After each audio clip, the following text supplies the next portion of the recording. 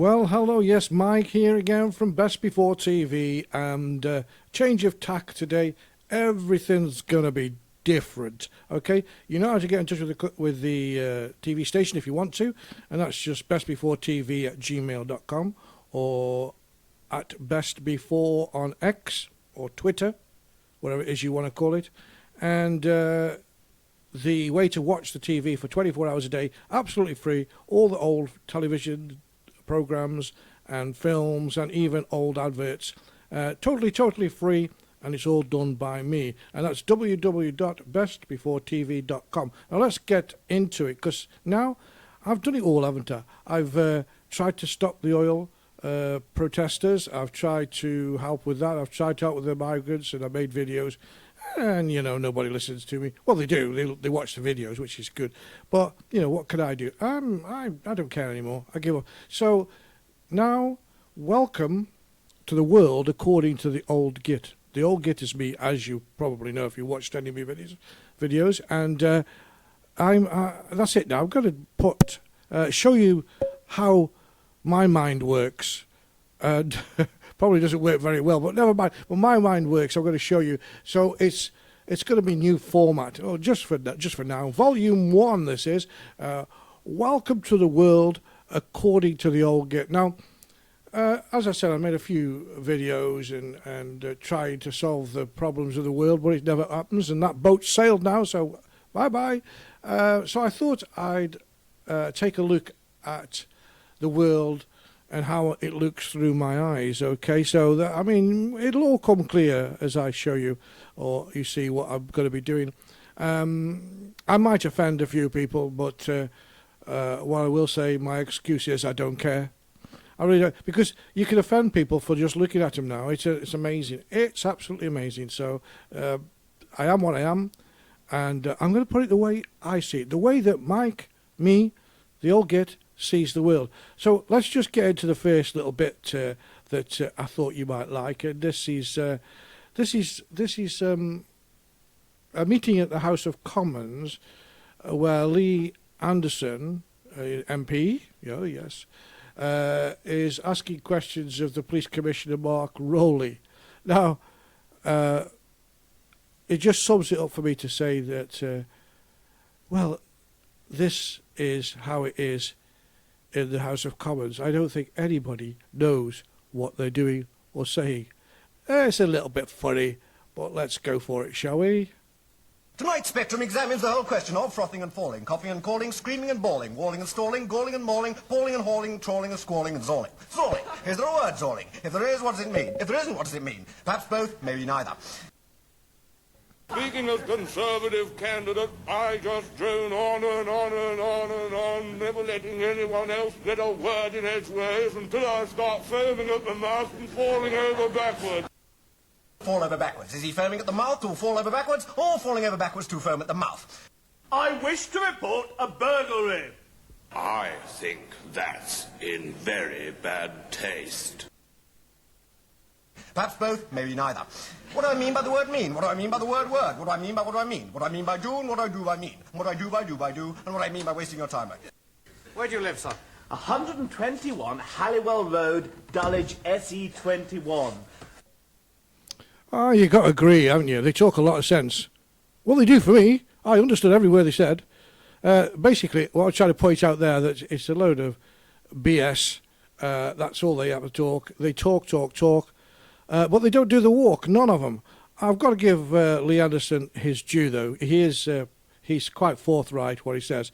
I mean, he's a good politician, I suppose. He's a proper, not totally right-wing, but centre-right politician, which is good. So that just kicks us off into, talking about, they all talk. And they all sort of say, oh, we're going to do this, and we're going to stop the migrant boats, and we're going to increase the cost of living, and we're going to do this, and we're going to do that. And what they actually do, and what I think politics has come to now, the House of Commons, it's a cackle shed. That's what a cackle shed, because they do more about inter-party fighting and one-upmanship and doing each other down than doing anything for the country or you and me. Well, they don't have to do it for me because I live in Spain. which incidentally, if I was not wrong, I saw today, and what is the day today? Well, it's just so you know, it's the 25th of the 11th today, and I saw today that Pedro Sanchez, I think, was supporting Palestine. Well, and I don't think he was supporting Palestine people, which we all do. We don't want anybody to be killed, shot, maimed, and all the rest of it. But actually supporting the regime and that. So I don't know, but we'll have to look into that because it was all in Spanish, and maybe I got the wrong end of the stick, but I don't know. But anyway, that's what's happening in my mind as regards to politics. They talk a load of BS. You know what BS is? If you don't look it up, it's not one of those trendy sayings like LOL or something like I don't know. But anyway, so let's move on, shall we? Because I'm not going to make these videos too long because you'll get bored and I get bored. But what did Gary Lineker have to say to the reporters that were standing outside his house when he made the comments about immigrants? Let's have a quick listen as he comes out of his front door. Do you stand by what you said? Sorry? Do you stand by what you said? Anything you'd like to say, Gary? Of course. Yes. Morning, Gary. Yes, thank you. Yes. Morning. Thank morning. you. Do you regret the tweet, Gary? So,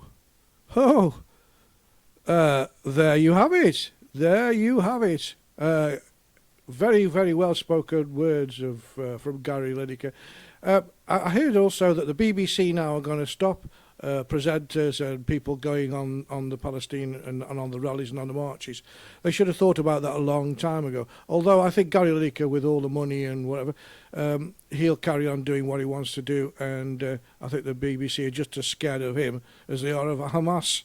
But anyway, just bringing us on the subject of the migrants, record numbers, 750,000 or thereabouts of migrants who've got into the UK, the size of a small city, well, a large city, because I think that's the population of Birmingham, I think, I'm not sure, but hey, they're there, and they're totally disrupting the whole of society. They don't know. I spoke about this before, which assimilation. Now, I think I mentioned in the previous video that I think Islam and the West don't mix.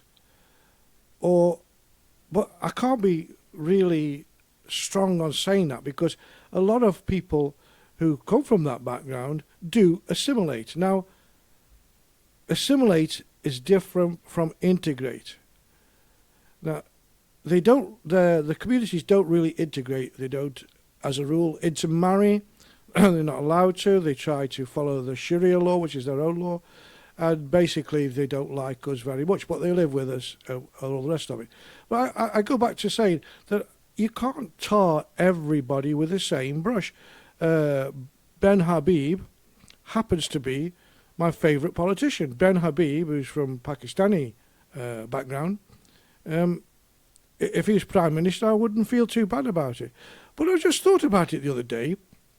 Who actually rules the country? Now, I live in Spain. And in Spain, if you're not Spanish, you can't vote. And more so, you can't be in the parliament. You have to be Spanish. Now, I've been in Spain for over 23 years. I'm a permanent resident. But I can vote in local elections, which is fine. But in the main elections, I cannot vote. Now, do I think that's bad? No, I think it's good. I think that the people, the indigenous people of the land that we go to live in, like me, I'm an immigrant here, should abide by their laws, rules and customs and integrate, but at the very least, assimilate. And that's what I think you should be doing, assimilating. Gary Lineker's got different ideas, but, you know, he's a football pundit. What does he know? So think on here. Think on. Who's running the country? Who's the top blokes in the country? Well, let's start with Scotland. Scotland, he's a Palestinian, isn't he? Or he's from that region. No deference to him. Got a good Scottish accent. But you can't take Palestine out of the man. You take the man out of Palestine. And then we go down to England, which is even it's not bad because Richie Sunak is a nice man. He seems nice. He's a little man, wears his trousers at half-mast. Don't know why that is.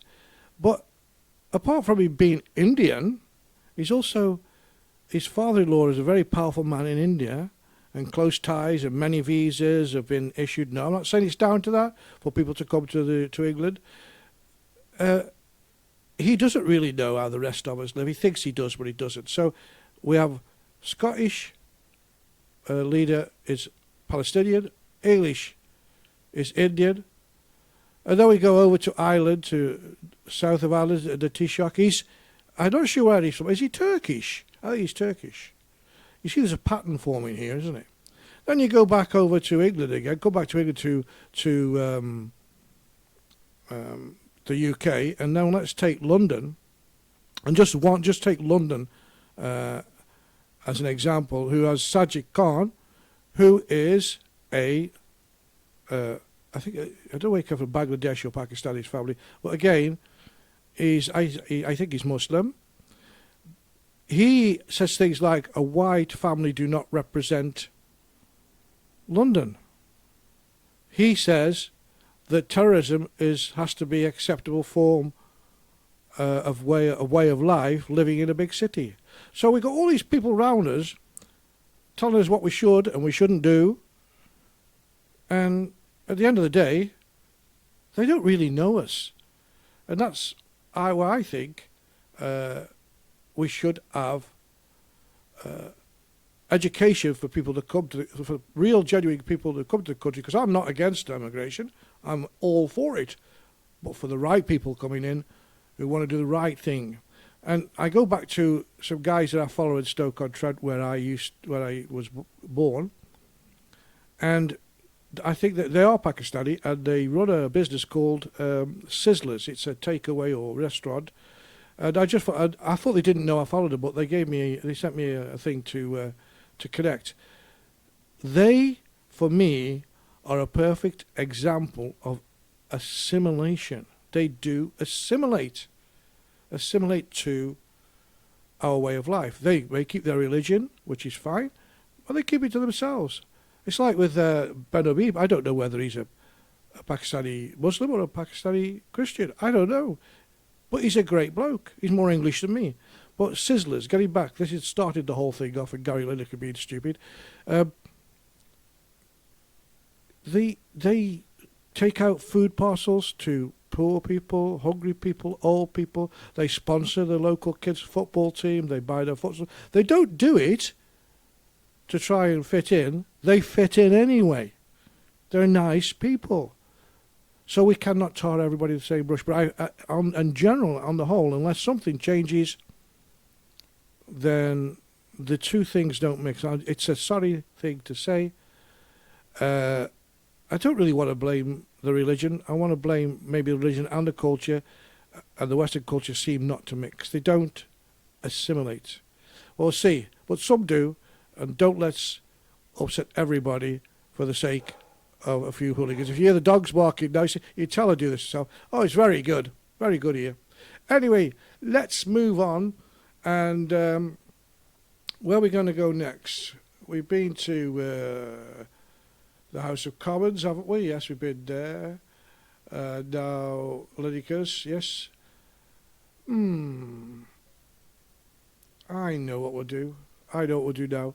We'll go to the greatest orator that the world has ever seen. No, let's go and talk or look at Jabba Corbyn. You know who Jabba Corbyn is? You will in a minute. Jabba Corbyn, this is your man. Hello, everybody. I thought I would speak with my own voice. I hate English people and I identify as a closet pacifist terrorist. I have to confess I love Hezbollah, ISIS and all terrorists that hate the Western culture as I do. I thought I could take the Labour Party back to the 14th century, but they didn't love me.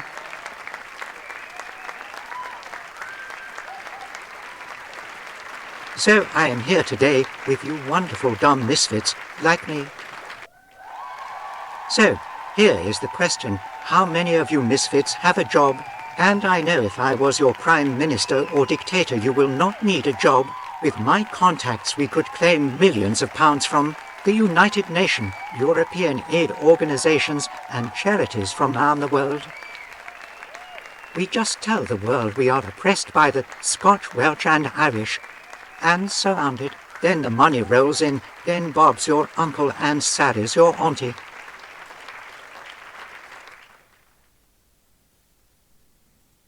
Well, there you go. Jabba, old Jabba Corbyn there. Now I've got a lot to say about him, and it's very scary because I think that man, and there's a lot of people like him, they seem to hate their own country, seem to want to take all the bad from everywhere else and install it in here in the UK. Well, I say I don't live in the UK, but it's my country still, I think.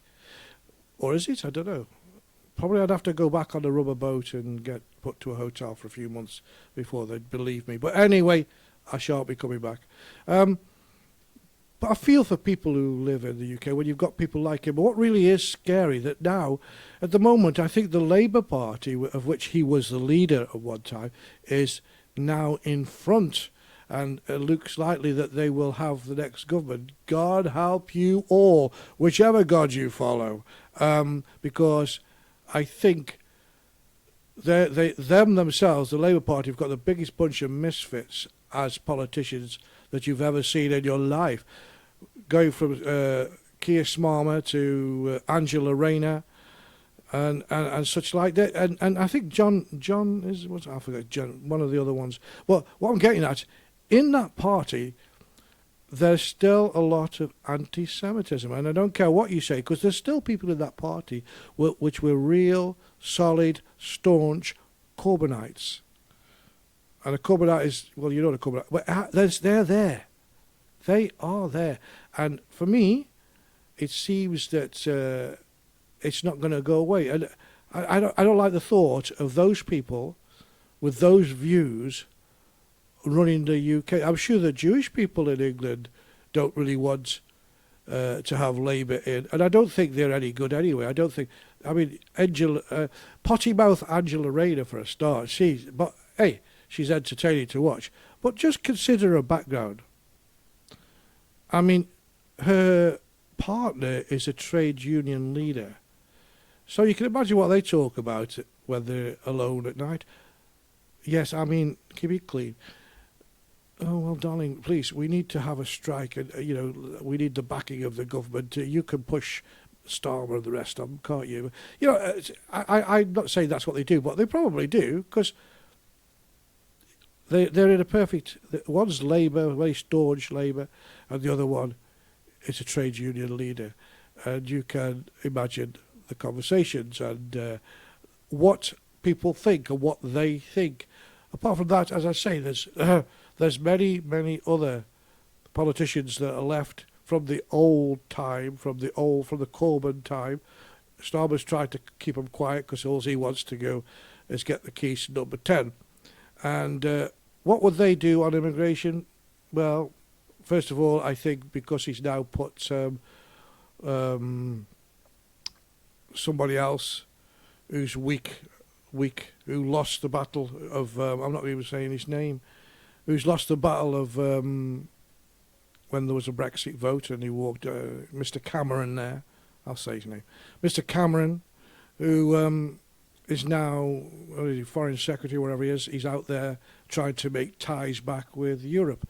Well, did anybody listen to?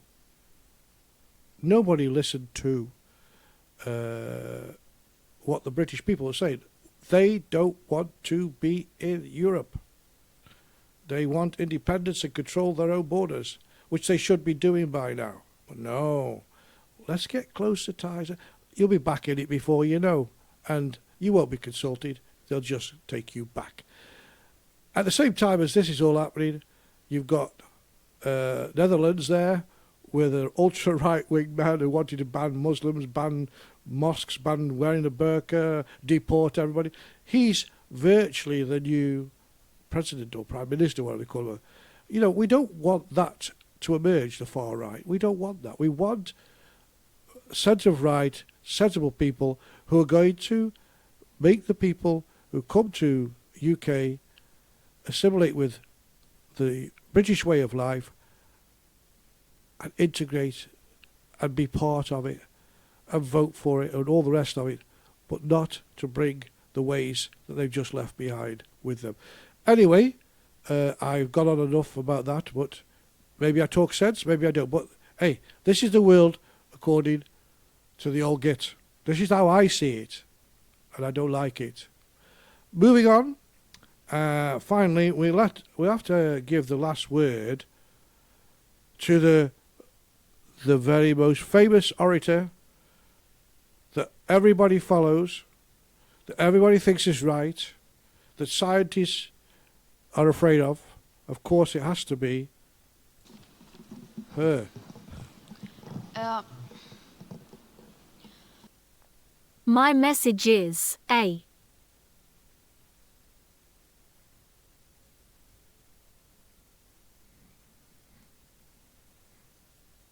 I know I am a drama queen and who gives a flying stuff. Not me, I can help A, but if stupid woke politicians believe me and to think I nearly have a brain. Ever since I was a little baby, all I had to do was cry and have a tantrum. I will continue to be a complete nutcase. Maybe I need a boyfriend, or a good spanking, or locking up in a dark room. I don't know.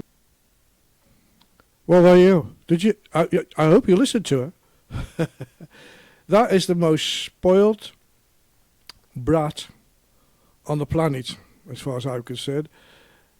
Just stop oil. Now she's getting involved in other things. She just likes the limelight. Never went to school. If she was so concerned about the planet and all the rest of the things that are going on or not going on or is wrong, she would have gone to school. She would have done her exams. She would have become a scientist, and she could have talked with authority because she would have learned about the climate. Not just saying, oh, we're all going to die. We're all going to die. Oh, shut up. She's the most nauseating child on the planet. And I just think that people should stop listening to children. And the reason I put her on because she's a good example of giving children too much power too young. And why I'm saying this is, look, there's many illnesses and mental illnesses that children do suffer from, autism and one or two more. I'm not a scientist or a doctor, but I know. But at the moment, a lot of these invented illnesses, which weren't around, as far as I know, when I was a kid, because if you got, I think, what's the one where you're always naughty, well, ADHD or whatever, one of them, I don't know. For me, you get a clip around the ear roll and that's it. And, you know, teaching children about different genders when they're 5 and 6 years old, no thank you. When I was 5 or 6 years old, I didn't know whether I wanted to be a cowboy or a spaceman. I don't know. We shouldn't be thinking. We should be children. And I think they're running an advert on the English TV at the moment of a load of small kids saying, listen to us because we might have this problem, and just talk to. Listen, parents do talk to their kids, or decent parents talk to their kids anyway. And a kid cannot choose its gender. I've got nothing against when they get older and they decide that they want to live a certain way, because I still think it's a choice. You know, I don't think we should go backwards. I believe that, everybody should have their rights. If I have many gay friends, and they're my age, and even they say, what the hell's going on with all this, These are old married couples now. Old married couples is weird, but it's true. They don't want to see this stupidity because it's making a mockery out of people's lifestyles. People, a lot of people can't choose their lifestyle. I agree. But do not force it. Children have to be children. And when parents start taking their children at the age 5 and 6 to clinics to say, I think he wants to be a girl, because he probably plays with a doll for a day, or whatever it was they did, I think it's wrong. Take the children off them. That's what I would do. Let the child blossom and bloom. What's happened to let the child learn by experience. Let the child do what it wants to do and be how it wants to be. Because when they reach an age that they know in their mind what they feel and who they are, then they'll go the way they want to. And that's it. I mean, looking at people like Greta Thunberg, who should really be in an institution as far as I'm concerned, locked up as far and throw the key away because she's just a pain in the neck. And it's probably not her fault. She probably has got something mentally wrong with her. But I think she craves to be in front. She craves to be the centre of attention. This cry, it's all false. I don't care what you say. And we got the biggest idiots are the idiots that follow her. The people from Just Stop Oil, for example. I've never seen such a bunch of zombies in my life, and I'm embarrassed because a lot of them are my age, or a little bit younger. Not everybody's my age. Walking around like zombies and not realising that Just Stop Oil's getting funded by millions, and they are just moving on the course.